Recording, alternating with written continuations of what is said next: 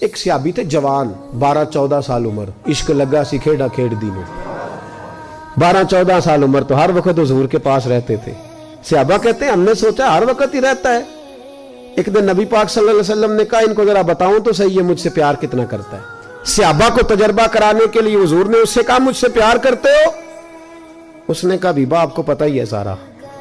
تو حضور نے فرمایا جاؤ اپنے باپ کی گردن کاٹ کے لاؤ. کس کی؟ اوکھا جے بابا کام. ہاں اپنے باپ کی گردن کاٹ کے لاؤ. 12-14 سال عمر, چھلانگ لگائی. مسجد نبوی کے دروازے پر مولا علی شیر خدا کھڑے تھے. ان کی گردن میں تیر کمان تلوار تھی, کھینچی تلوار. اور جب دوڑے نا جذبات میں تو حضور نے فرمایا اسے پکڑ لاؤ, اس نے سچ مچ کاٹ کے لے آنی ہے. لے آؤ پکڑ کے. عاشق نزاکت جانتے ہیں. حضرت طلحہ بن برا بیمار ہو گئے. بیمار, دن میں 2 دفعہ میرے نبی تیمارداری کرنے جاتے. 2 دفعہ. اللہ کرے وہ بیماری میں ہی آ جائے.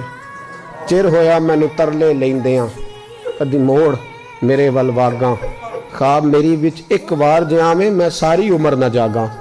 نبی پاک صلی اللہ علیہ وسلم 2 دفعہ تیمارداری کرنے جاتے. 2 دفعہ دن, 2 دفعہ حضور پتہ لے. ایک دن حضور شام کو گئے, ان کا ماتھا چوما تو حضور کی آنکھوں میں آنسو آ گئے. پھر میرے حبیب پاک نے ان کے والد کو کونے میں بلایا, کوئی بات کہی, باپ بھی رونے لگے. حضور نے پھر پیار کیا, چلے گئے. حضرت طلحہ اپنے ابا جی سے کہنے لگے حضور کیا کہہ کے گئے ہیں؟ کہا بیٹے کچھ نہیں. کہا نہیں مجھے بتائیں. کچھ نہیں, رشتہ ہی بڑا نازک, نہیں بتائیں. تو باپ نے سر پہ ہاتھ رکھا, کہا حضور کہہ گئے ہیں تو آج شام کو فوت ہو جائے گا. اور جب حضور نے کہا جب اس کا انتقال ہو جائے تو مجھے خبر کرنا. والد کو چارپائی پہ بٹھا کے تو حضرت طلحہ نے ہاتھ پکڑ لیا. عشق تے اگ دوویں ایک برابر, پر عشق دا سیک ودھیرا. اگ تے ساڑے ککھ تے کانے, عشق ساڑے تن میرا.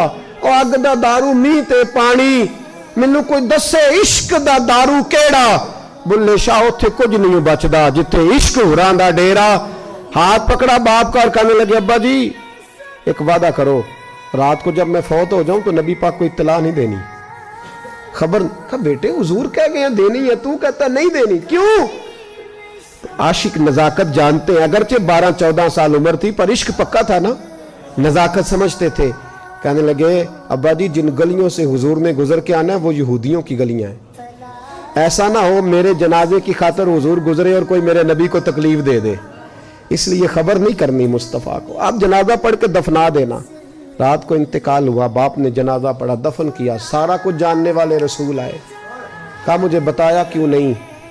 عرض کی محبوبہ, کہتا تھا حضور کو تکلیف نہیں دینی, میری ذات کی خاطر تکلیف نہ دینا, نہ کوئی یہودی تکلیف نہ پہنچا دے. گلیاں یہودیوں کی ہیں, قربان جائیں. ساری دنیا روضہ رسول پہ, اور میرے رسول نے فرمایا مجھے بتاؤ اس کی قبر کہاں ہے. ساری دنیا روضہ رسول پہ, اور نبی پاک اس غلام کی قبر پہ کھڑے آنسو بہہ رہے ہیں. صحابہ کہتے ہیں ہر قبر پہ دعا یہ ہوتی تھی, یا اللہ قبر کشادہ کر دے, یا اللہ اس کا حساب آسان کر دے.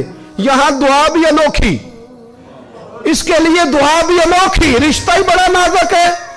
میرے نبی پاک نے دعا بڑی انوکھی فرمائی. کہا اے اللہ جب میرے طلحہ کی تیرے ساتھ ملاقات ہو تو ذرا اس سے مسکرا کے ملنا, یہ تیری شان کے لائق ہے, ذرا اس سے مسکرا کے ملنا. کہتے ہیں وجد ہو گیا طاری, اس لیے کہ جو رشتہ نبی کا امتی سے ہے اور امت کا رسول سے ہے اس کی نزاکت کو صرف غلام جان سکتے ہیں. غلام جان. میں نے پچھلے جمعے بھی کہا تھا, مجھے ایک شخص کہنے لگے آپ بتیاں لگاتے ہیں, جھنڈیاں لگاتے ہیں. میں نے کہا بس نہیں چلتا, ہم تو تارے بھی لگا دیں, ہمیں ہمارا پتہ ہی نہیں. میرا دل کرتا ہے گلی گلی پھروں اور یہ نعرہ لگاؤں, جان ہے عشق مصطفیٰ روز فضو کرے خدا, جس کو ہو درد کا مزہ وہ نازے دوا اٹھائے کیوں, اور پھر کے گلی گلی تباہ ٹھوکرے سب کی کھائے کیوں.